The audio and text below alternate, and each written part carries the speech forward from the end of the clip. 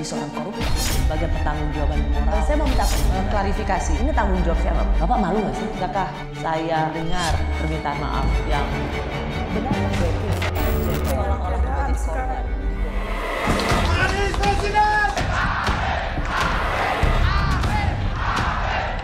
Hari ini juga kita katakan selamat tinggal kepada politik cebong dan kampret.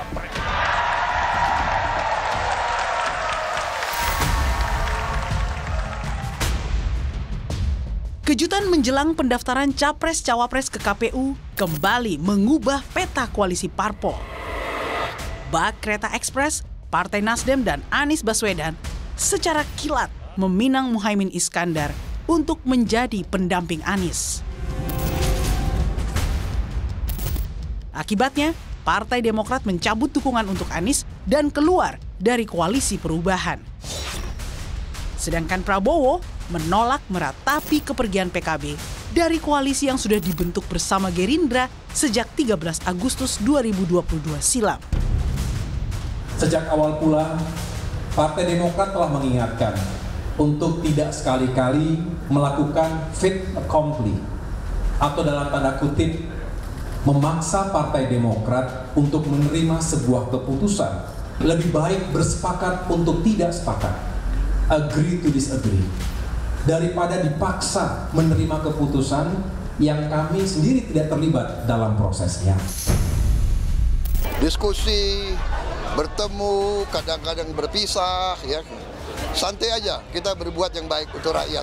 Tidak ada pelipur-pelipuran. Ya. Oke. Oke. Merdeka! Merdeka! Keputusan Surya Paloh memilih Caimin sebagai pendamping Anies tak lepas dari upaya menutupi kelemahan elektoral Anies di wilayah Jawa Timur.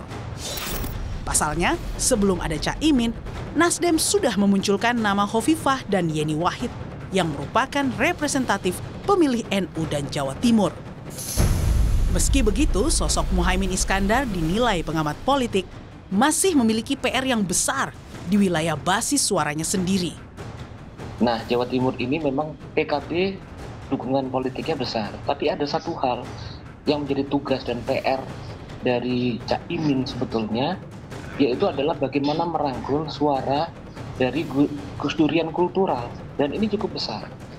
Nah, selama kemudian Caimin tidak bisa melakukan rekonsiliasi dan kemudian membangun komunikasi dengan keluarga Gus Dur, maka kemudian sebagai figur dia tidak akan mendapatkan dukungan elektoral yang kuat di Jawa Timur yang basis NU. Nah, ini menjadi suatu PR tersendiri dalam jangka waktu yang tidak panjang seperti sekarang. Selain harus merangkul suara pengikut Gus Durian di Jawa Timur, Caimin juga kini diperhadapkan dengan penolakan Ketua PBNU Yahya Khalil Stakuf yang meminta agar tidak ada yang membawa-bawa dan main klaim dukungan Kiai NU dalam urusan pencapresan. Tidak ada atas nama NU. Kalau ada klaim bahwa kiai-kiai PBNU merestui, itu sama sekali tidak benar karena tidak pernah ada pembicaraan di dalam PBNU mengenai calon. Yaitu domain partai politik, silahkan ya, silahkan berjuang untuk mendapatkan kepercayaan rakyat. Tapi saya ulangi sekali lagi, tidak ada calon atas nama NU.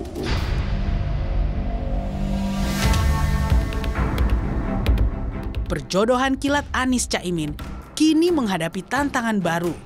Kasus korupsi pengadaan sistem proteksi TKI 11 tahun lalu kembali dibuka KPK. Kamis 7 September, Caimin memenuhi panggilan sebagai saksi dalam kapasitasnya sebagai Menteri Tenaga Kerja dan Transmigrasi periode 2009-2014. Yang saya ingat, yang saya tahu semuanya sudah saya jelaskan. Moga-moga dengan penjelasan ini KPK semakin lancar dan cepat tuntas mengatasi seluruh kasus-kasus korupsi. Sebelumnya, pada Selasa lalu, Caimin pun batal memberi kata sambutan dalam acara MTQ Internasional di Tanah Laut, Kalimantan Selatan. Aroma intimidasi dirasakan Caimin. Jauh-jauh saya datang ke Tanah Laut, 2 jam dari Banjarmasin. Sudah sampai di sana, tiba-tiba Kiai Saifullah Maksum menyampaikan kepada saya bahwa permohonan maaf sambil nangis-nangis, Pak Bupati nggak berkenan dan lebih baik tidak ada acara daripada saya yang membuka.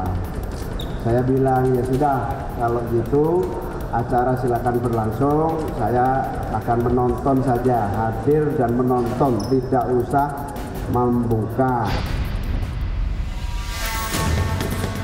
Melihat sederet tantangan ini, akankah perjodohan Anies Imin akan sampai ke hari pendaftaran di KPU?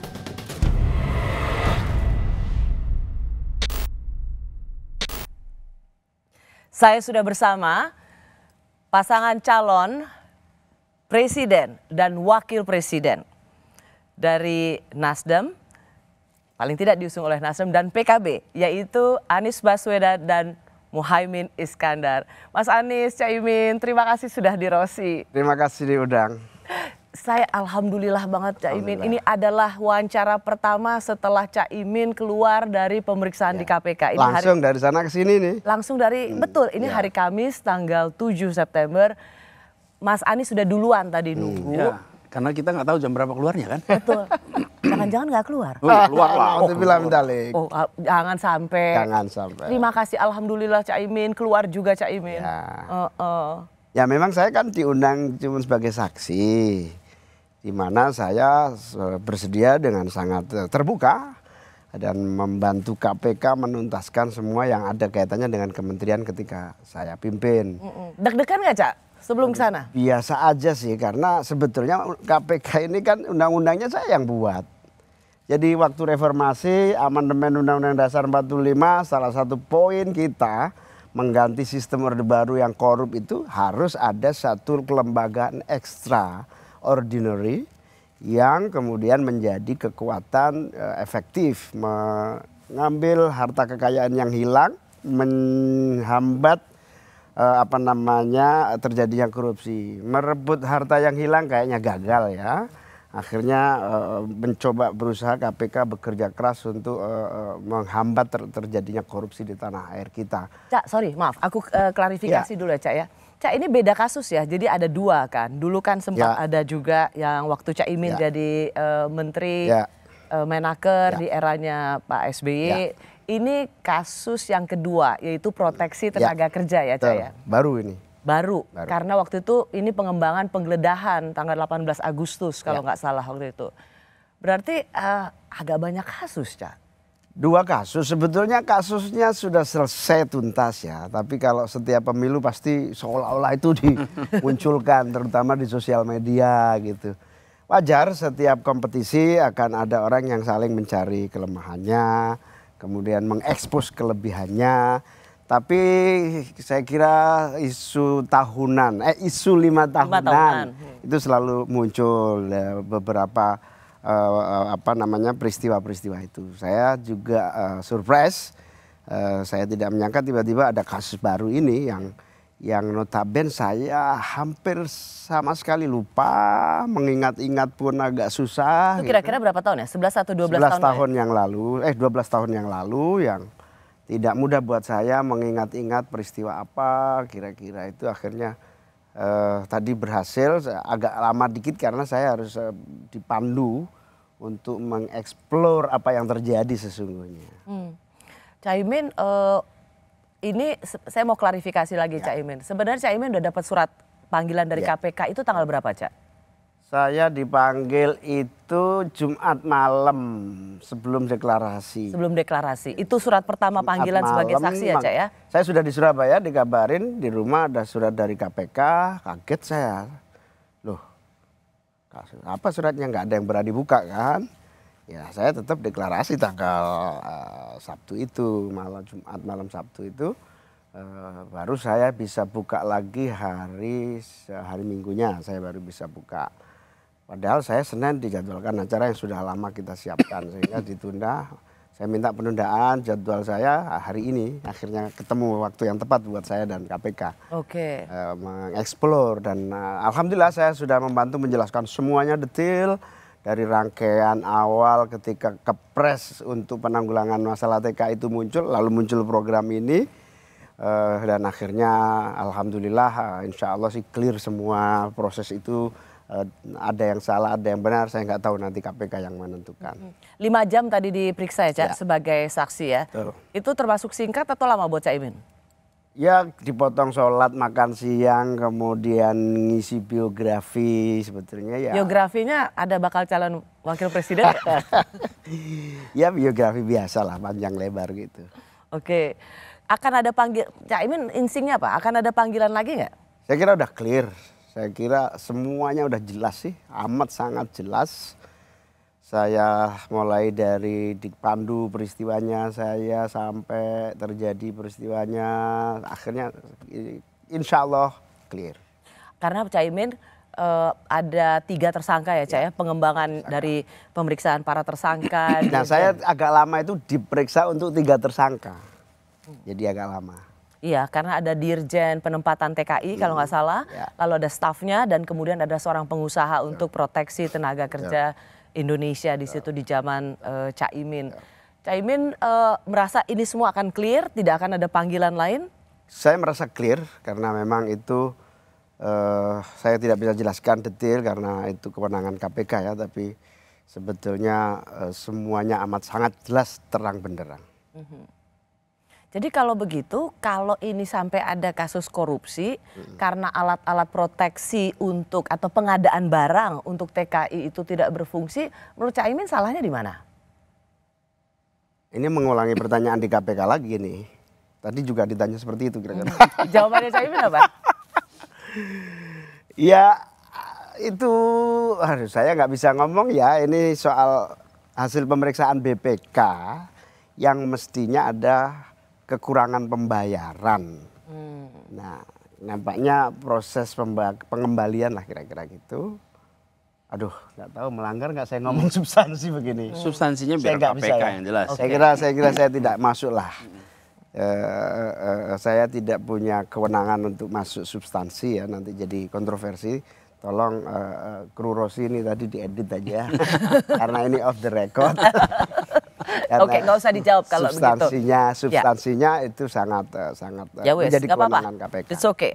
Nah, saya itu gini, konteksnya kenapa saya nanya ini, apalagi fresh from the oven dari KPK. Caimin terima kasih bisa datang di Rosi bersama Mas Anies karena beberapa minggu yang lalu kami itu beberapa diundang makan pagi oleh Mas Anies.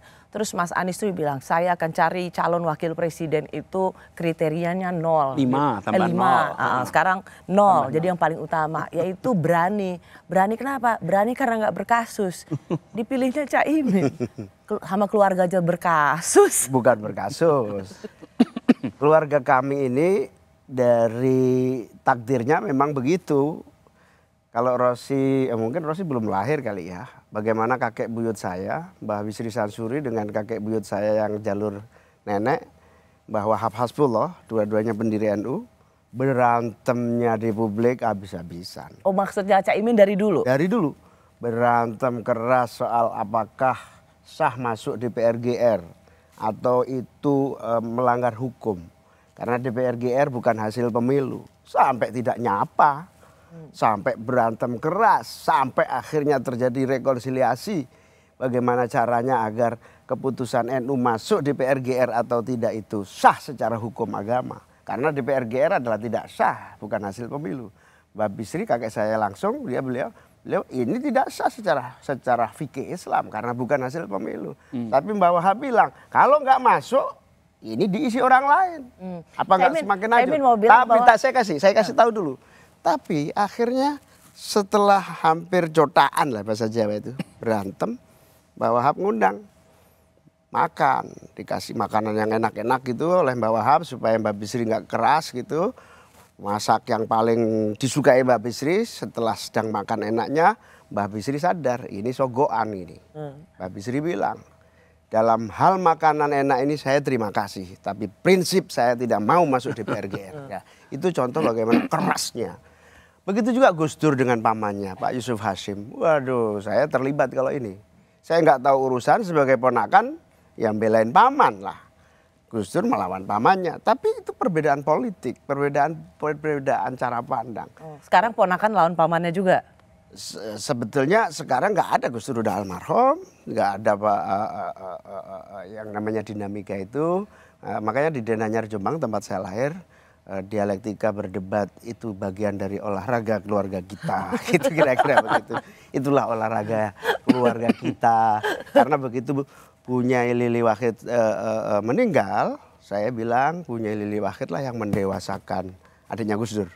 Punya Lili Wahid lah, karena Punya Lili Wahid termasuk orang yang selalu keras terhadap saya, marah terus kepada saya. Tapi begitu beliau saya itu, saya bilang saya kuat tabah seperti ini dididik oleh Punya Lili Wahid, dan Punya Lili Wahid yang mendewasakan saya menjadi orang yang mandiri. Ya, Cak, oke. Biasa. Cak Imin yang mengatakan biasa itu dalam keluarga. Saya tuh mau tanya Mas Anies, karena Mas Anies itu kan dengan lantang mengatakan calon wakil presiden itu harus kriterianya itu ada 0, berani karena nggak berkasus. Yakin sama Cak Imin, kasusnya banyak banget. Gini, kan waktu itu saya bilang, ketemu aja pada nggak berani, benar nggak Ros? Iya, foto aja nggak berani kan waktu itu. Foto nggak berani, ketemu nggak berani, nggak memungkinkan. Jadi bagaimana mungkin kita bisa ngobrol soal pencalonan, kerja bersama, kalau ketemu aja nggak mungkin. Jadi saya sih sederhana, kalau orang tidak berani, ya berarti memang dia punya masalah. Tapi kalau dia berani, ya berarti nggak ada masalah. Oh, oke. Sederhana sekali. Jadi saya bilang kalau Cak Imin itu berani melangkah bersama, ini artinya ya beliau yakin ada masalah. Oh, bagi Mas Anies berani karena tidak ada masalah, karena tidak bermasalah. Iya, jadi kalau enggak bukan ya pasti akan repot. Bukan gini, bermasalah tapi tetap berani.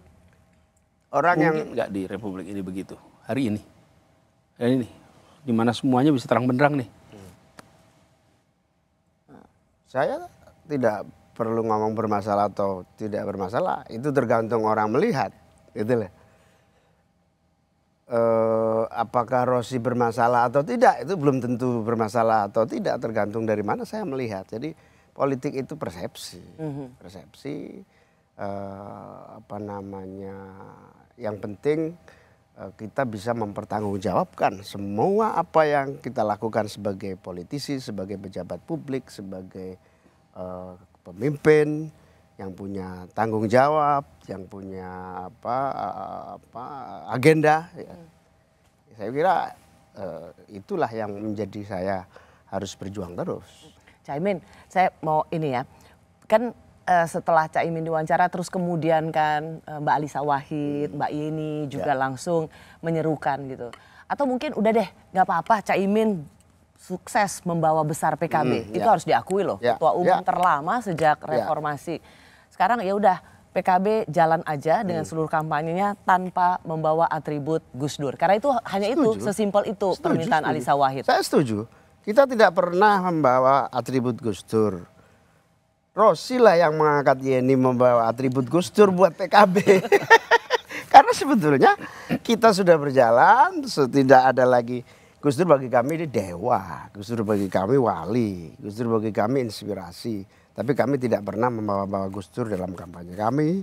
Kami juga tidak membawa-bawa Gus Dur dalam orang melihat PKB. Itu fair enough lah, karena itu permintaan Mbak Alisa Wahid. Pasti, silakan dengan jalan setuju PKB. sekali. Saya rasa sekarang, itu sudah bisa. Sekarang buktikan saya bawa Gus Dur di mana gambar ada Gus Dur. Nggak ada. Itu pun sejak pemilu 2004 loh.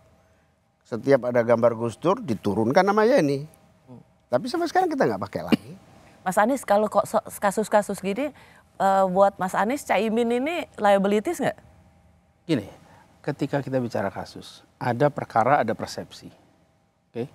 Dan saya ngalamin juga nih, Ros, selama 2 tahun lebih tuh, bagaimana ada sebuah penciptaan persepsi terkait dengan Formula E. Terus menerus. Saya merasakan tuh, ketika kemudian saya jalanin ini dengan yakin karena nggak ada masalah. Tapi penciptaan persepsi atas itu bahkan sampai ada survei menanyakan, percayakah Anda soal kasus Formula E? Sebuah lembaga survei kredibel itu menanyakan publik itu. Ya. Percaya apa tidak? Jadi kita gunakan apa yang dikerjakan sama penegak hukum. Ya. Penegak Mas Adi hukum sini pasti akan mengatakan bedakan antara apa yang menjadi fakta atau apa yang menjadi persepsi publik. Ya. Cuman Cak Imin, aku mau komentar dikit. Cak Imin berubah loh. Apa itu? Iya lebih sekarang tuh lebih dan sekarang lebih tertata gitu loh. Ya, ini baru seminggu kumpul Mas Anies. Kalau 2 bulan lebih rapi lagi saya ini. Kayaknya ini nggak Cak Imin nih kayaknya nih. Ya, tapi juga Cak Imin ini, Gus Imin ini bawa kejenakaan. Iya. Iya. Beda. Ini kayak aku nggak kenal, kayaknya bukan Cak Imin nih. Sebetulnya kalau di DPR pasti pakai jas, cuman kalau talk show baru bersama pasangan saja ini karena pakai jas ini ya. Kayaknya langsung jadi beda Cak Imin ini. Langsung ada ini aura-aura Anies Baswedannya banyak. Amin. Ini namanya jodoh lah. Saling ngisi. Saling mengisi. Perjodohan kilat Anies Baswedan dan Cak Imin karena kehebatan Surya Paloh atau Jokowi yang sering disebut Pak Lurah. Saya mengenal kedua sosok ini secara lebih dekat dalam kurun waktu perjalanan yang cukup panjang. 2 orang yang mempunyai kelebihan masing-masing. Yang satu, Bung Anies Baswedan adalah seorang cendekiawan, seorang intelektual. Yang saya yakinin akan banyak bisa memberikan suatu suasana kepemimpinan baru di negeri ini untuk menghadapi tantangan kita sekarang dan ke depan. Tapi saya juga mengenal seorang Muhaimin Iskandar, seorang yang amat pawai sebagai seorang organisatoris ulung yang bergerak dalam dunia pergerakan yang cukup lama, juga mempunyai kepiawaian yang tidak kalah samanya dengan Bung Anies Baswedan. Maka kedua pasangan ini adalah bagaikan botol dan tutup botol itu.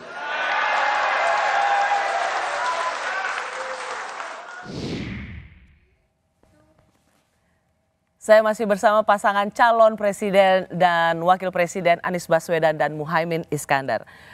Disebut oleh Pak Surya Paloh botol dan tutup. Siapa botolnya, siapa tutupnya? Tergantung yang gemuk siapa. Yang penting klop. Yang penting klop. Cak Imin ini banyak orang mengatakan ini sebenarnya Cak Imin ini disuruh oleh Pak Jokowi. Benar nggak sih? Jadi ceritanya tidak seteknis politis, ini soal perjalanan panjang. Jadi yang kebetulan ketemu momentum.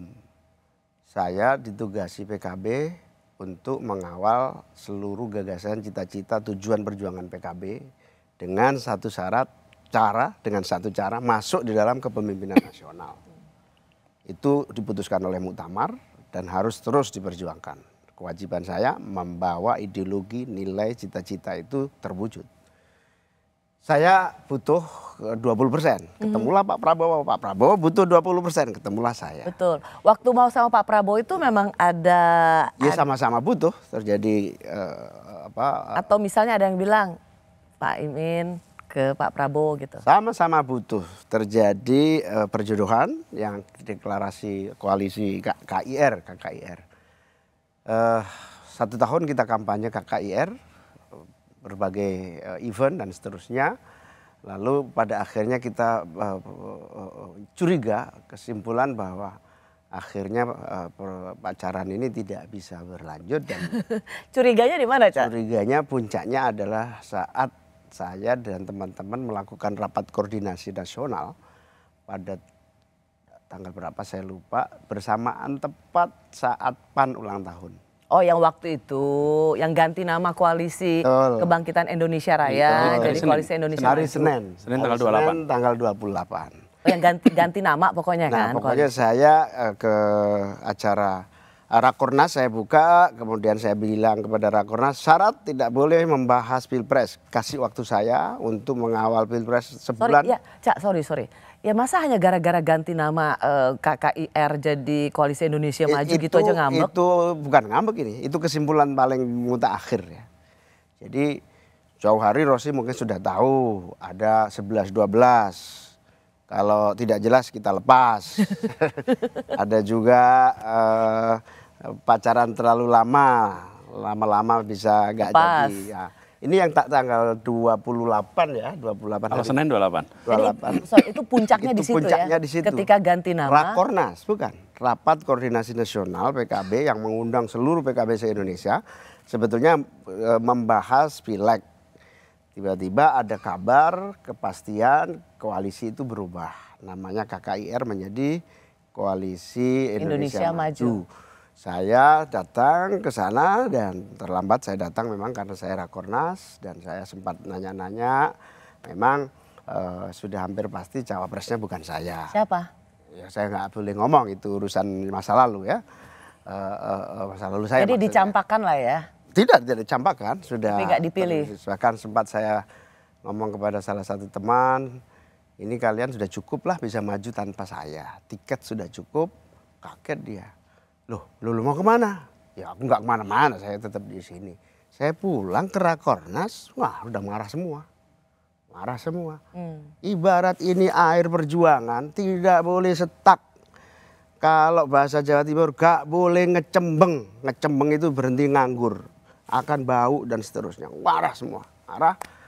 Saya nugaskan kepada Ketua Umum untuk mencari aliran-aliran yang memungkinkan air ini bisa melaju deras. Nah, pas ada keputusan seperti itu saya nggak ada jalan. Saya cuma lengar-lengar gitu. Apa jalannya ya? Ganjar pasti juga belum jelas. Tiba-tiba saya dikabarin Bang Surya Paloh ngajak makan malam. Beneran itu kebetulan aja? Kebetulan. Bener. Sumpah. Dalam politik nggak ada yang kebetulan. Sumpah benar. Kalau toh kemudian ada saling mengira-ngira, cocok di hati, itu bukan langkah. Itu semacam preparean atau semacam simulasi. Simulasi sudah lama kalau simulasi. Saya kenal Mas Anies sudah sejak mahasiswa, sama-sama aktif di UGM, sama-sama menjadi penggerak massa melawan Orde Baru. Tapi itu kan hanya semacam persepsi atau alternatif. Ya belum jodoh lah waktu itu. Jadi diajak makan. Pas emosinya seluruh PKB itulah saya diundang makan Bang Surya. Saya ditanya, makanya saya minta maaf kepada teman-teman Demokrat. Saya tidak tahu. Tiba-tiba makan malam. Saya pikir ini akan menjadi pembicaraan berikutnya gitu. Ini penjajakan, kemudian berproses dalam dialog. Ternyata Bang Surya bilang, kamu punya cawapres, saya punya capres. Lu katanya sudah ada cawapres. Belum ada keputusan cawapres. Semua sedang proses dan tidak ada keputusan. Langsung deh, ini kesempatan. Jangan-jangan Tuhan ngasih jalan ini, saya bilang. Namanya lagi orang Jawa Timur, ada kucing disuguhi gereh gitu. Ya sudah gitu lah kira-kira. Langsung, bener Bang, coba. Tapi kamu maunya gimana yang jelas? Kalau saya maunya capres. Kamu jangan banyak omong. Ini adanya cawapres yang saya butuhkan, bukan capres. Akhirnya, oke, kasih saya waktu Bang untuk mensosialisasikan ini. Karena saya punya banyak senior, banyak ulama yang harus saya sowani.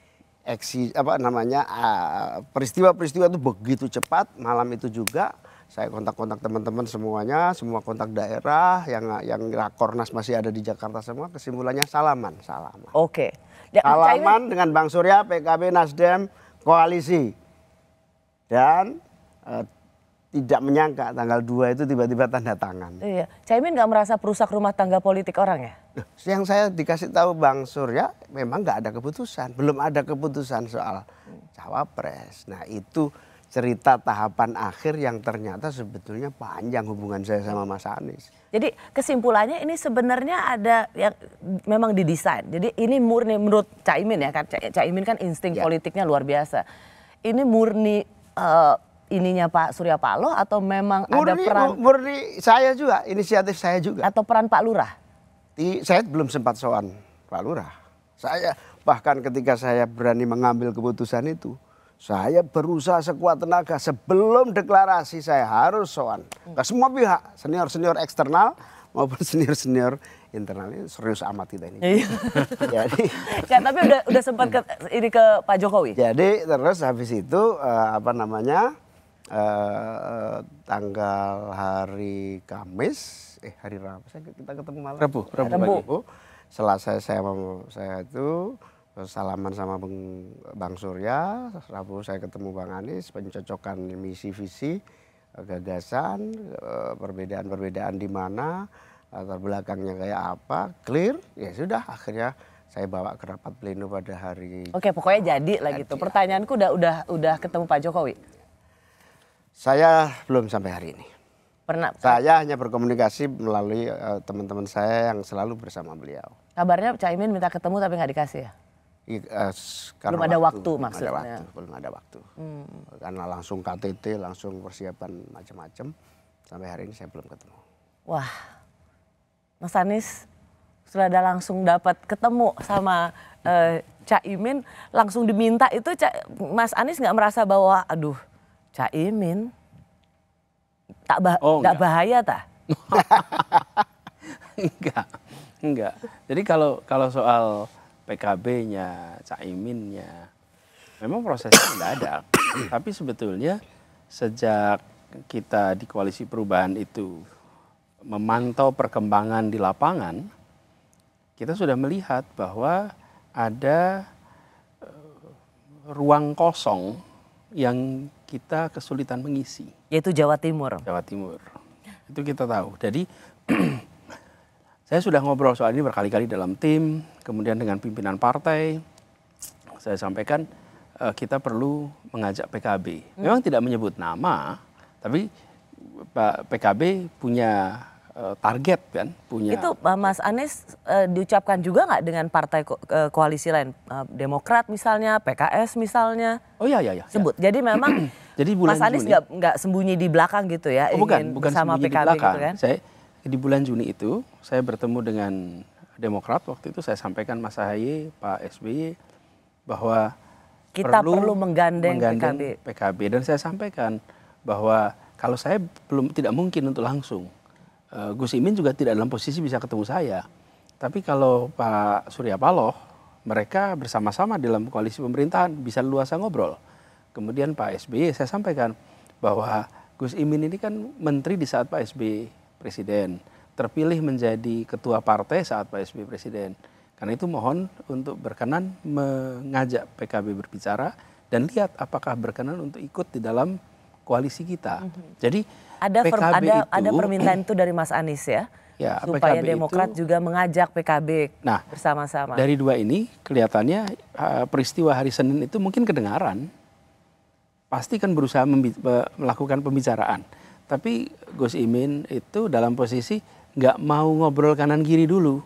Iya. Betul kan? Benar-benar tertutup. Jadi pokoknya nggak mau, jangan sampai nanti dicurigai kan kira-kira gitu. Jangan sampai keputusan PKB ini disalahpahami para senior eksternal maupun internal PKB. Akhirnya kita butuh waktu sosialisasi. Ya. Dan ketika berbulan-bulan bersama dengan Koalisi Kebangkitan Indonesia Raya, beliau tidak mau melakukan pembicaraan dan saya juga tidak melakukan pembicaraan dengan. Hanya memang ada foto Mas Anies kan berkunjung ke rumahnya Cak Imin dan itu dianggap sebagai ketemu sama Mas Ahaye, nggak mau berbicara secara jantan ke Demokrat, nggak mau, tapi malah sowan ke ibunya Cak Imin. Ke Jombang. Itu ke Jombang. Enggak itu enggak begitu ceritanya. Jadi saya hari Rabu itu memang terjadwal berangkat ke Jombang. Oke. Karena ada peristiwa ini, maka Ferry istri saya yang berangkat. Saya bilang udah diwakili, Ferry aja berangkat, saya nggak berangkat. Supaya saya bisa ketemu dengan Demokrat. Karena hari itu kita menunggu waktu untuk bisa ketemu. Sampai dengan malam kita nggak dapat jadwal untuk ketemu. Lalu malamnya, Rabu malam, itu dari Jombang ngabarin semua. Bahkan saya udah bilang Gus Imin, Gus ini saya harusnya pergi ke Jombang ya kan. Saya bilang saya nggak jadi berangkat nih. Saya mau ngurusin ini dulu, karena harus komunikasi semua pihak. Dikabarin, Pak Anies ini semua pada kumpul sudah. Saya akan ke 4 pondok, Tebu Ireng, Rejoso, Denanyar, sama Tambak Beras. Ya. 4 itu sudah pada kumpul, kiai-kiai kumpul, nyai-nyai kumpul. Dan bagaimana menjelaskannya kok nggak bisa datang gitu. Ya. Sementara saya tidak dalam posisi, kita ini sedang ada rencana pernikahan mendadak, nggak mungkin itu diceritakan. Jadi saya sampaikan kepada semua bahwa kita coba cek dah, kalau besok pagi tidak dapat jadwal, saya berangkat. Untuk ketemu Mas Ahaye? Ya, jadwal ketemu Mas Ahaye. Ya. Jadi malam itu kita ambil tiket 5:30 pagi, tunggu jam 4 pagi saya bangun, saya lihat tidak ada pesan untuk bisa ketemu, ya udah saya berangkat. Nanti mudah-mudahan siang bisa dapat, siang kan pulang ke Jakarta. Nah, pada saat saya ke ke Jombang, berkunjung ke semua termasuk ke Denanyar.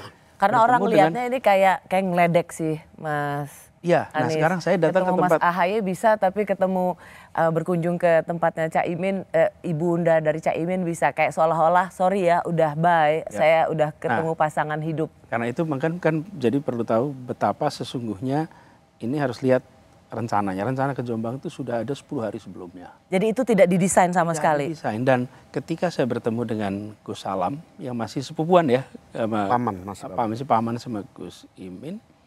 Disitulah kemudian disampaikan bahwa rumah ibunya Gus Imin itu ada kira-kira 3-4 rumah di belakangnya. Jadi kemudian kepatutannya, adabnya, ya saya mampir silaturahmi. Malah kalau saya tidak mampir juga, kira-kira ini yang paling senior di Denanyar adalah ibunya Gus Imin. Ya. Yang paling senior. Jadi ini hanya untuk menghormati dan membangun silaturahmi. Tidak ada bayangan sama sekali soal persepsi bahwa sengaja ke tempat Gus Imin meminta doa sebelum terjadi deklarasi, tidak.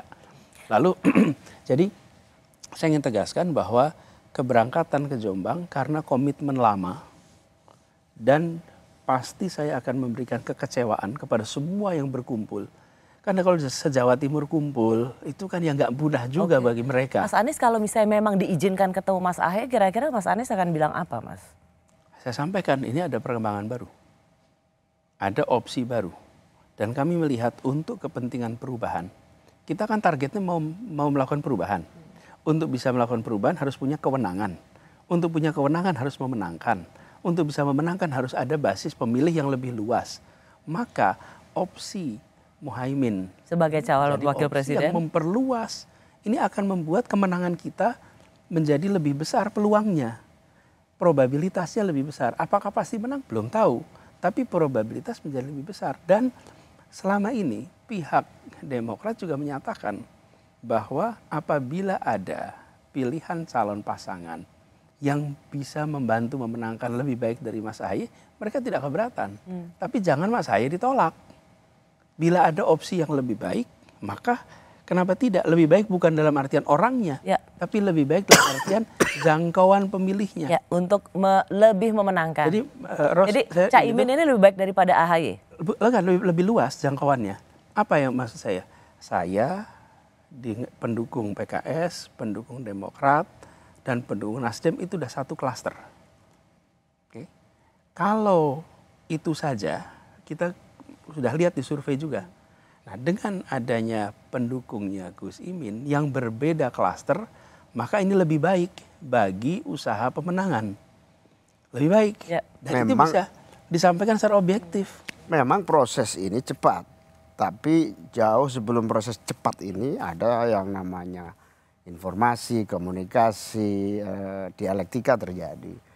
Teman-teman Nasdem di DPR, Wakil Ketua Umum Nasdem ketika haji, terus berusaha mendekati saya. Berusaha mengajak kita ngobrol. Saya bilang, saya nggak bisa ngomong banyak karena saya sudah di koalisi bersama Pak Prabowo.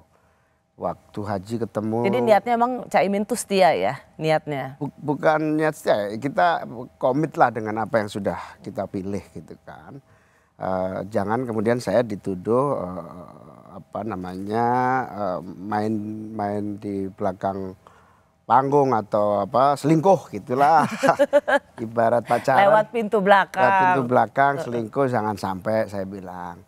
Bahkan sepulang dari haji, Wakil Ketua Umum Nasdem kirim pesan sombong amat tuh ketum PKB.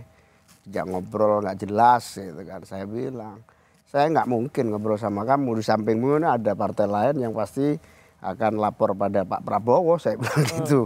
Pasti saya dianggap selingkuh. Nah karena itu bahkan saya takut ketemu Mas Anies.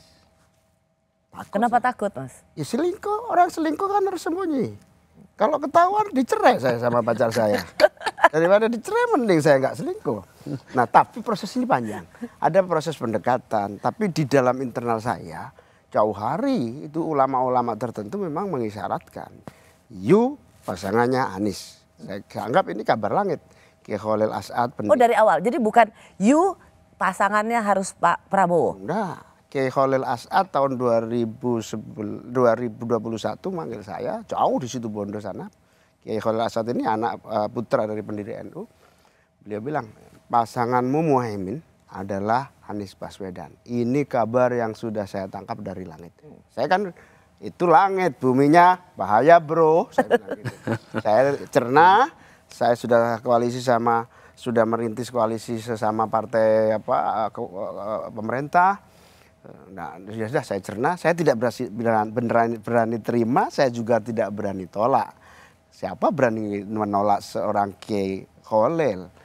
Terus kemudian menjadi renungan, tapi semua kiai juga macam-macam variasi pandangannya. Lalu di tengah-tengah haji saya dipanggil seorang kiai dari Jawa Tengah menyatakan, percaya sama saya, pasanganmu itu Anies. Ini sudah hasil istikharah saya. Saya juga merenungkan aja. Sehingga saya ketemu Mas Anies itu sudah dituntun dari beberapa tahapan spiritual yang tidak ngawur gitu ya. Berarti selama ini dengan Pak Prabowo nggak dituntun secara spiritual ya? Iya, saya tidak tahu, tapi bahwa dengan Mas Anies ini kelihatannya baru dan cepat, tapi kayaknya langsung prosesnya panjang. Dan di sisi lain di tempat kita, kalau tadi Gus Imin cerita hari Senin sudah terjadi perbedaan ya di dalam koalisinya, di sini juga mencapai puncaknya perbedaan. Dan Mas Anies mengatakan itu sebenarnya nggak ada hubungannya sama sekali ya? Ya kan independen. Ya. Ini Nah itu bilang kalau kebetulan, memang betul kebetulan, mau diapain gitu. Memang kebetulan terjadi puncaknya pada hari Selasa. Selasa siang itu Pak Surya Paloh didatangi oleh Pak Sudirman ada pertemuan membawa pesan dari saya bahwa sudah tidak bisa lagi pesan konkretnya gini, kamu boleh pacaran tapi jodoh tetap di tangan Tuhan. Kalau kamu punya pacar, rawat yang baik daripada diambil orang. Itu kira-kira itu teori. Kirain kamu boleh koalisi, tapi pasangannya ditentuin sama Pak Surya Paloh. Tapi kira-kira jalan, ini banyak jalan Tuhannya ya Mas Anies. Banyak jalan Tuhannya. Saya kenal sama Mas Anies panjang lama, tapi saya juga tidak punya jalan yang rasional untuk bersama. Jadi aku tapi tahu, tiba-tiba jalannya konkret. Ini penting sih ya. Semua pada bilang, ini Pak Jokowi, hebat Pak Jokowi. Ini sebenarnya Cak Imin ini di waktu awal disuruh ke Pak Prabowo, disuruh oleh Pak Jokowi. Tapi disuruh sama Mas Anies, ini juga disuruh Pak Jokowi. Enggak ya sama sekali ya? Ini tidak didesain? Ini sama-sama butuh, saya sama Pak Prabowo sama-sama butuh. Pak Prabowo nggak cukup untuk maju, saya nggak cukup untuk maju. Pak Prabowo mau jadi capres, saya mau jadi cawapres. Nampaknya tidak sampai tuntas. Tiba-tiba Mas Anies sama Bang Surya butuh cawapres. Saya seperintah partai ya sudah jalan. Dan ini menurut saya takdir yang saya kira the best ya, takdir baik yang mungkin saya sejak awal jatuh cinta sama gagasan-gagasan. Bener. Waktu itu bilangnya jatuh cintanya sama Pak Prabowo. Gagasan-gagasan sekarang Mas Anies. Emang politisi tapi banget. Bukan. Gagasan Mas Anies. Kemarin puji-puji Pak Prabowo. Sekarang puji-puji Mas Anies. Dari awal saya termasuk senang gagasan Mas Anies. Tapi belum jodoh. Dan buat kita juga, Eros, ini kan membayangkan. Ketika ngobrol dengan Gus Imin, bicara soal apa yang nanti mudah-mudahan kita bisa kerjakan sama-sama. Bayangkan Ros, kita dalam posisi koalisinya nggak bisa berlayar nih. Yeah. Okay? Kemudian 3-4 jam kemudian ada jalan keluar yang nggak terduga. Dan itu yang memang sebenarnya banyak orang bilang, masa sih secepat ini, sudah hampir setahun nggak ada jalan solusi, tiba-tiba ketemu 3 hari. Masa sih? Tetapi dan kita bersyukur sekarang ya. Tadi kita bicara tentang gagasan. Apa yang dibawa sama Gus Imin? Gus Imin ini membawa akumulasi pengalaman yang Rosi sendiri bilang tadi. 18 tahun memimpin partai politik.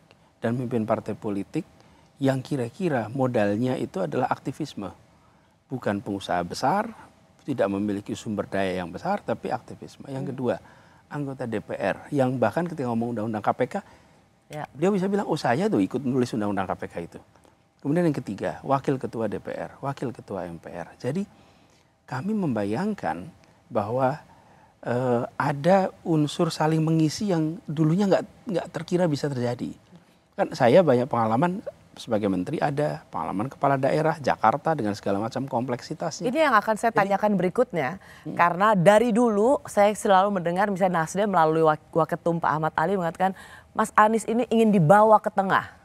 Dibawa ke tengah, ada nama Hovifah, ada nama Yeni Wahid, dan kemudian nama berakhir dengan seorang Muhaimin Iskandar. Apakah perpaduan ini memang ingin menengahkan yang sangat kanan? Saya berpesan kepada seluruh ikhwan dan akhwat Thariqah Al-Tijani ini, agar nanti ketika memilih para pemimpin, memilih calon pemimpin kita, calon presiden dan wakil presiden kita, dicek betul rekam jejaknya. Dicek betul, jangan asal dikasih uang milih, jangan. Ya, jangan asal dikasih sembako. Harus dicek betul, pernah enggak calon pemimpin kita, calon presiden kita ini memecah belah umat. Kalau punya jejak pernah memecah belah umat, jangan dipilih. Kita lihat apakah pemimpin kita, calon pemimpin kita ini ya pernah menggunakan agama sebagai alat untuk memenangkan kepentingannya atau tidak.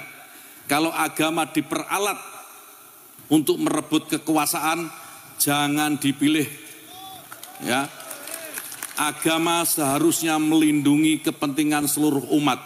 Islam diajarkan sebagai sebuah agama rahmat, rahmatan lil alamin, bukan rahmatan lil Islam tok, enggak.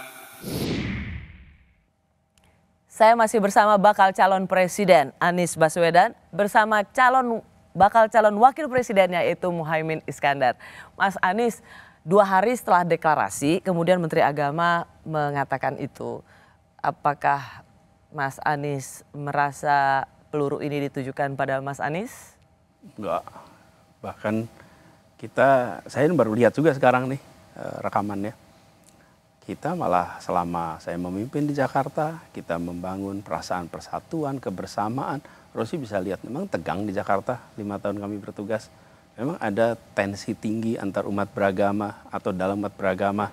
Apakah itu dadakan? Tidak. Yang disebut sebagai friksi konflik itu ada fasenya. Okay. Dan kita itu sebelum itu menjadi friksi konflik sudah langsung mitigasi.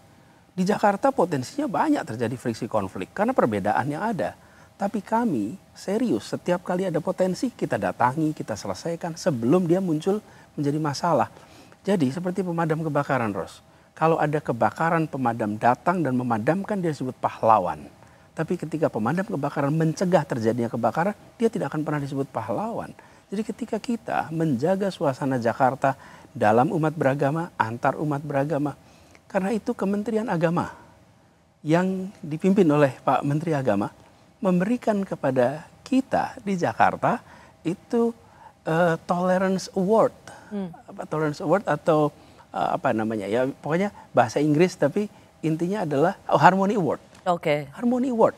Jakarta sebagai kota yang harmoni. Mas Anies memimpin. Iya, dan itu dari Kementerian Agama. Jadi Kementerian Agama menyatakan itu, karena itu kalau Pak Menteri Agama menyampaikan itu berarti bukan buat Jakarta. Oke. Karena buat Jakarta dari Menteri Agamanya, dari Kementerian Agama kita dapat Harmony Award kok. Malah di sini terjadi harmoni. Kalau Caimin, menurut Caimin ini sebenarnya ditujukan buat siapa sih, Cak? Ya sebetulnya 2 hari ini kan saya juga di sosial media saya diserang dengan isu-isu seolah-olah saya kerjasama dengan HTI, kerjasama dengan politik identitas, intoleran.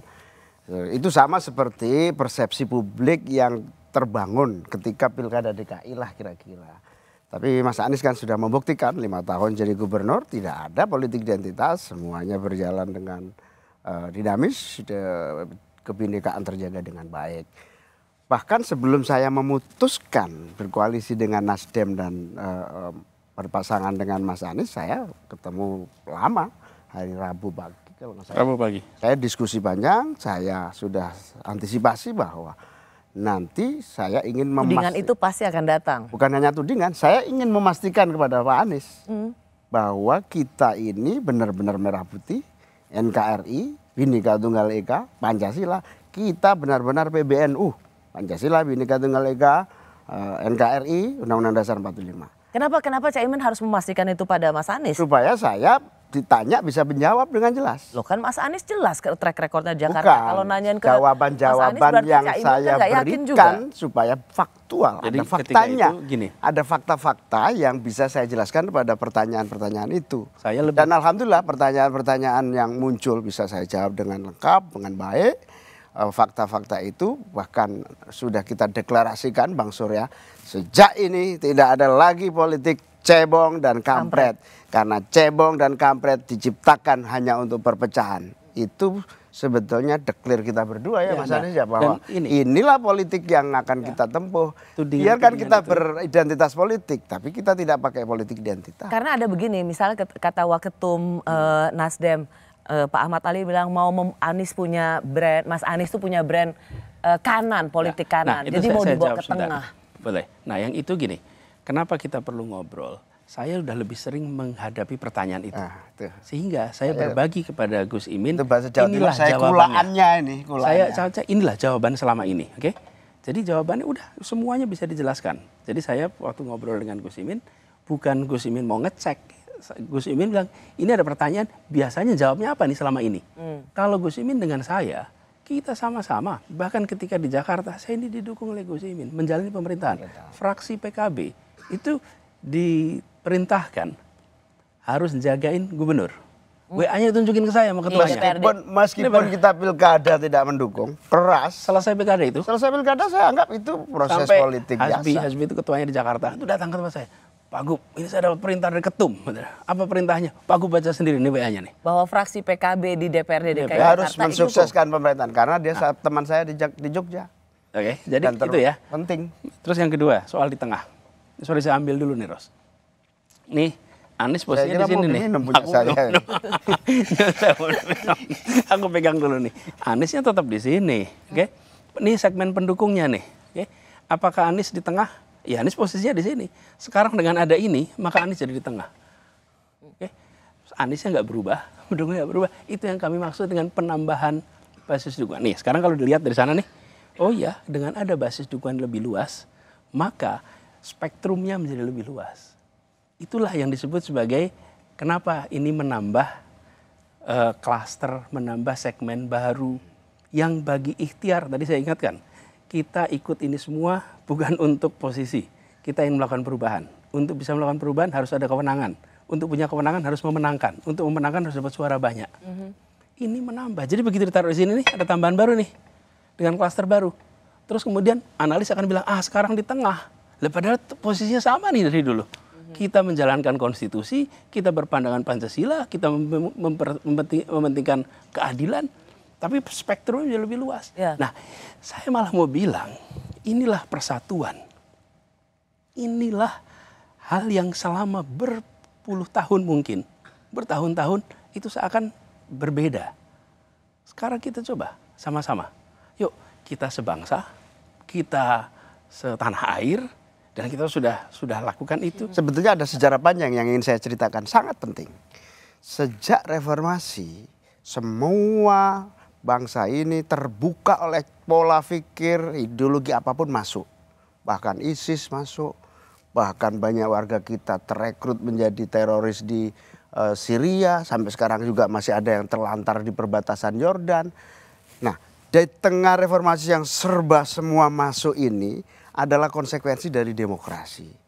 Yang kita tahu zaman Orde Baru tidak pernah ada. Zaman Orde Baru semua dipaksa dalam satu barisan. Bagus. Orde Baru bisa membuat stabilitas dengan sentralisme pemerintahan, Pancasila dan seterusnya. Bagus, tapi api dalam sekam.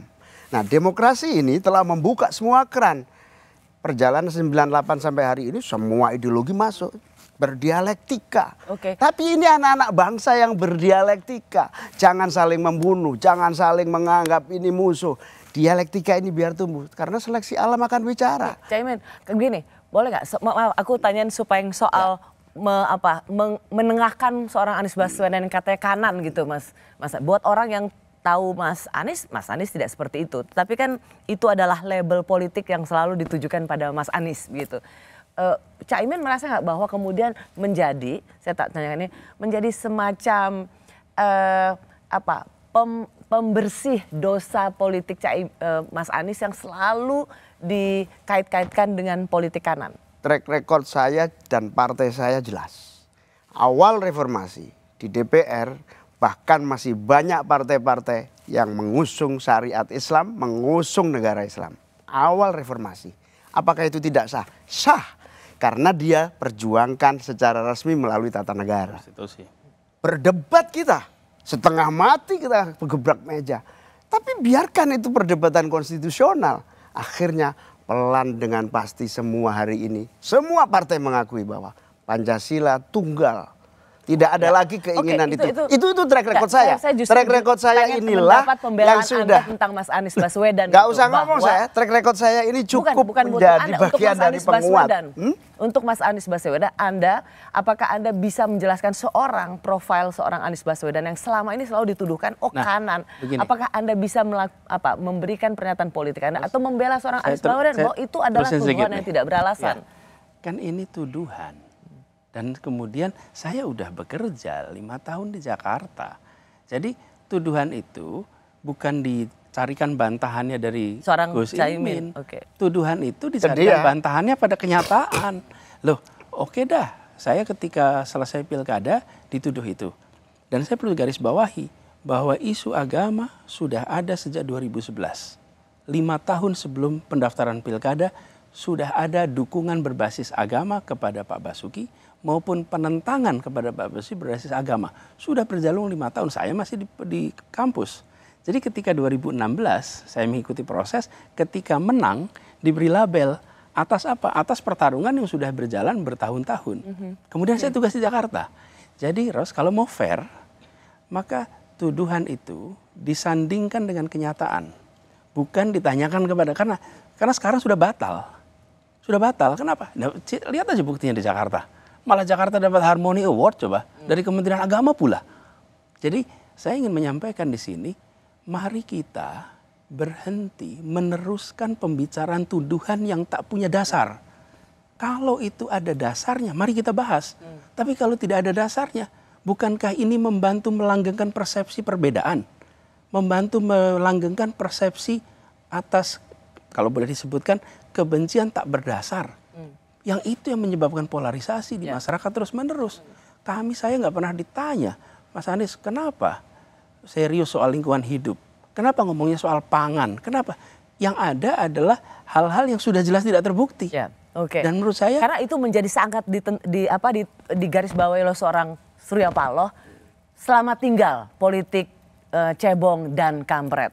Dan harapan besar itu ada di Anda berdua. Dan kita berharap ke depan kita lebih teknokratik, lebih bicara tentang apa yang menjadi kebutuhan bangsa ini ke depan. Betul. Itu yang dibutuhkan. Dan inilah yang kami berharap gagasan kita yang dibahas. Rekam jejak kita. Rekam jejak di apa? Rekam jejak gagasan, rekam jejak karya atau action, dan rekam jejak accomplishment atau prestasi. Jadi inilah yang harus kita gunakan untuk membuat Indonesia lebih baik. Percakapan ini tentang latar belakang, sosiologi dan lain. Bangsa ini bangsa yang beragam. Tapi juga uniknya bangsa ini bangsa yang bersatu. Dan kita ingin menjaga persatuan itu. Ya. Saya termasuk menyambut baik apa yang menjadi pidatonya Pak Surya Paloh. Dan demokrasi kita hari ini cukup maju luar biasa karena apa? Sekeras-kerasnya perbedaan pendapat dan cara pandang bahkan ideologi, cara berpikir itu tetap dipersatukan dalam ideologi Pancasila, koridor konstitusi, ini yang akan terus harus dijaga. Kita akan lanjutkan lagi karena Anda berdua juga selain seperti kata Pak Surya Paloh, botol ketemu tutup, selamat jalan politik cebong dan kampret, tapi juga pertanyaan adalah apakah slogan perubahan masih tetap relevan? Tidak perlu menjelekkan, mengkritik pemerintah sekarang. Ini relawan itu konsentrasinya untuk menjangkau warga untuk proses pemenangan. Tidak usah. Dan saya pesan untuk saling mengisi satu sama lain. Lalu terkait dengan berita-berita, kabar-kabar yang berisi memutarbalikan. Saya tadi pesan, tidak usah dibantah, cukup ditanyai buktinya mana. Saya masih bersama bakal calon presiden Anies Baswedan dan bakal calon wakil presiden Muhaimin Iskandar. Udah beda sekarang manggilnya Caimin ya. Bukan cuma ketum PKB, udah jelas bakal calon wakil presiden. Lebih penting wakil ketua DPR supaya bupati mau nerima saya. Baru deklarasi, udah ditolak sama bupati. Baru kali ini ada bupati sombong sama wakil ketua DPR. Nanti saya panggil ke DPR ya. Ya ini, berani meskipun nggak tanpa masalah Mas Anies. Nah, Mas Anies itu maksud pidatonya apa? Nggak mau ngeritik pemerintah lagi, nggak mau ngeritik Pak Jokowi. Waktu itu arahan kepada relawan di Jawa Tengah. Jadi kami meminta kepada relawan itu untuk fokus pada apa yang menjadi program kita. Sosialisasikan itu. Tapi jangan kritik pemerintah. Apalagi kalau bicara di tingkat grassroots, itu kita harus menjangkau baik pendukung Pak Jokowi maupun yang tidak sependapat dengan Pak Jokowi. Kenapa itu saya anjurkan kepada para relawan di Jawa Tengah? Ya supaya mereka bisa menjangkau semua. Kalau tidak mereka nggak akan bisa menjangkau. Kenapa? Karena slogan perubahan itu menjadi tidak relevan lagi? Bukan, kita memang terus akan bicara perubahan. Tapi bagi kerja di lapangan untuk para relawan itu tidak akan membuat usaha menjangkau semua jadi lebih mudah, malah jadi lebih sulit. Oke. Lebih sulit. Karena itu saya sampaikan fokusnya apa? Fokusnya kita ini pada biaya pangan, fokusnya pada pendidikan, pada kesehatan, pada lapangan pekerjaan. Kita ingin ada perubahan nih. Oke, Mas Anies, Caimin. Jadi perubahannya punya niat nggak ganti aja slogannya jadi lebih, jangan lagi, karena kan gini, Mas Anies itu identik dengan perubahan, pokoknya antitesanya Presiden Jokowi. Jadi tidak ada kelanjutan gitu. Ada perubahan? Tidak ada itu yang namanya tidak ada kelanjutan. Kenapa? Memangnya kita baru mulai membangun tahun 2019, baru mulai membangun 2014, baru 2009, 2004, tidak. Kita ini membangun sudah presiden 7 kali.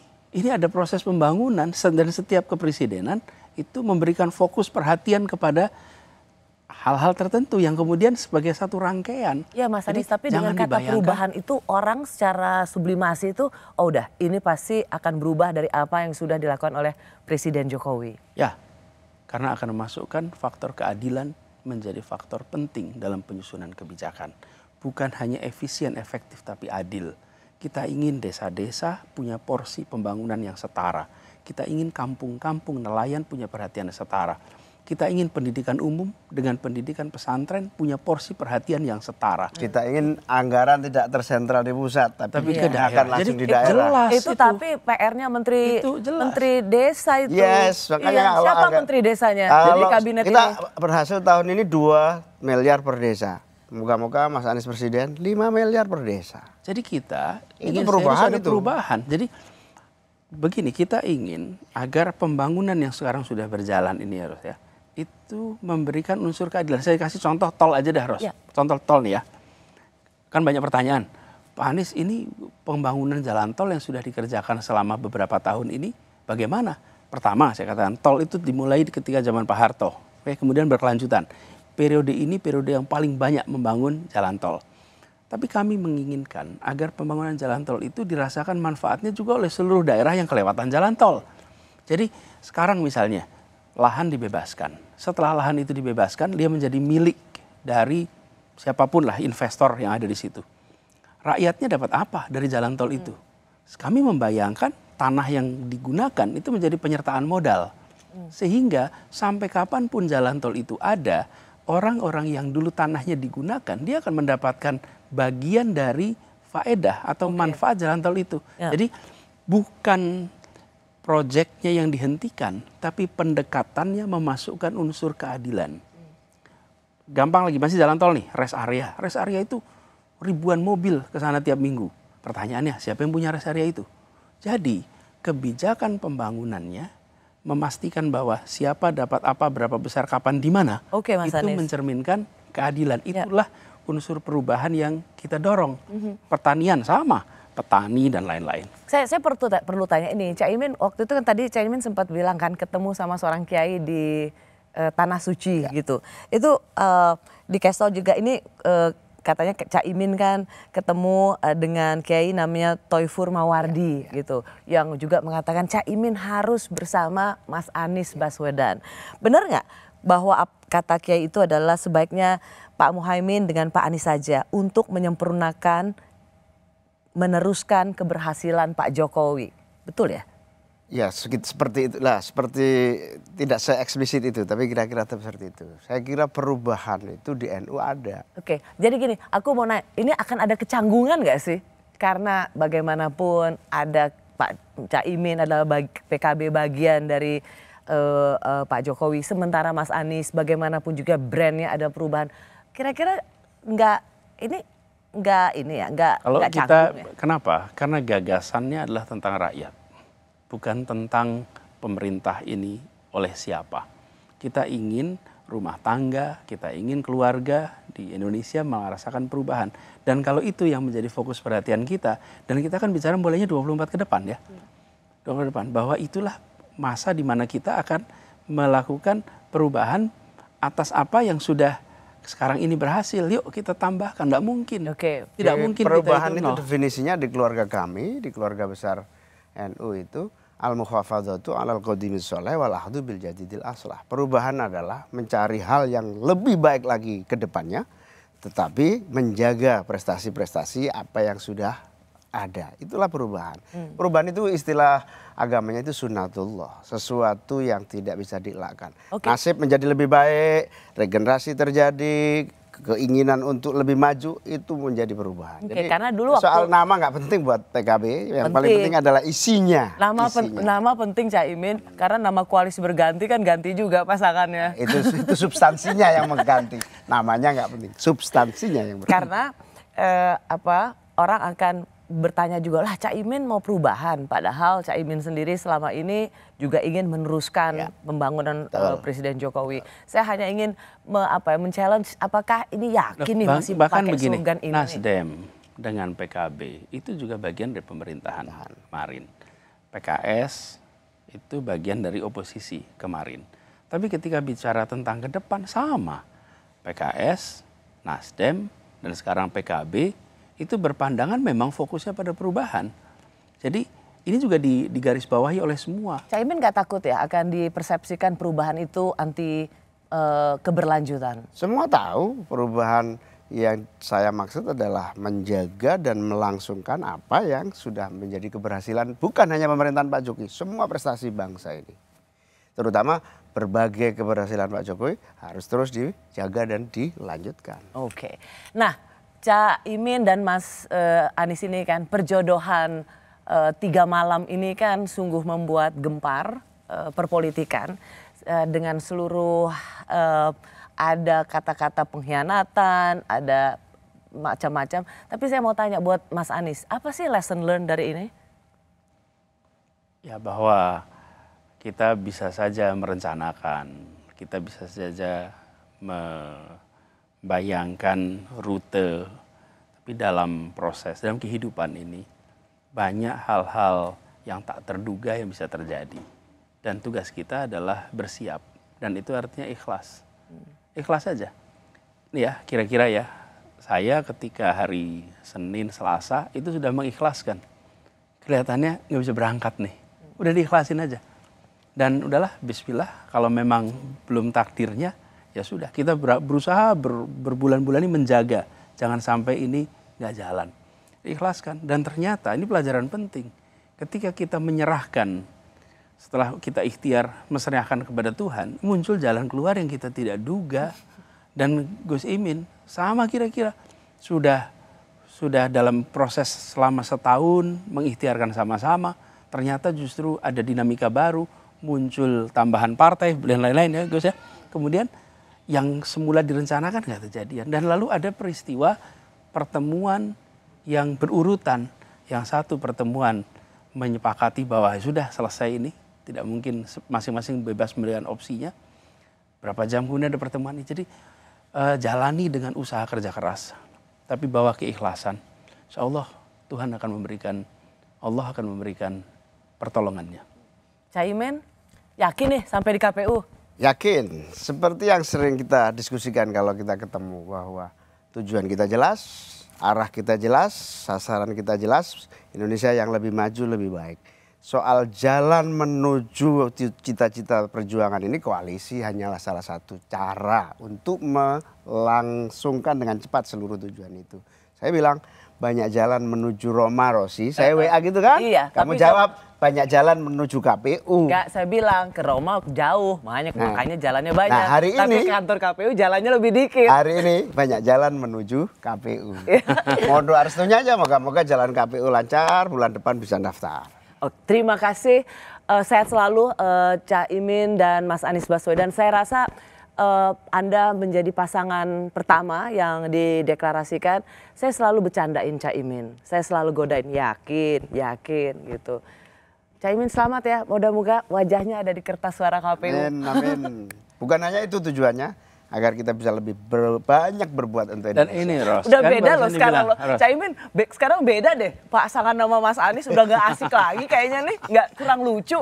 Ya karena Rosi terlalu serius hari ini. Dan ini kan amin itu sesuatu yang kita tidak duga juga, Ros. Anies Mohaimin. Ya. Sesuai dengan aturan KPU loh ini. Dilarang berkampanye di tempat ibadah. Ternyata sekarang boleh berkampanye di tempat ibadah. Amin tiap hari, amin.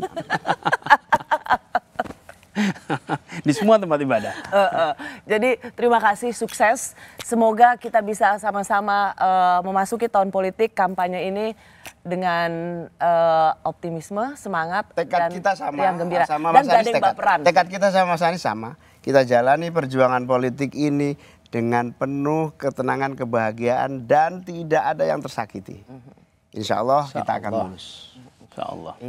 Iya karena kan situ udah dapat pasangannya, enak bilang jangan tersakiti.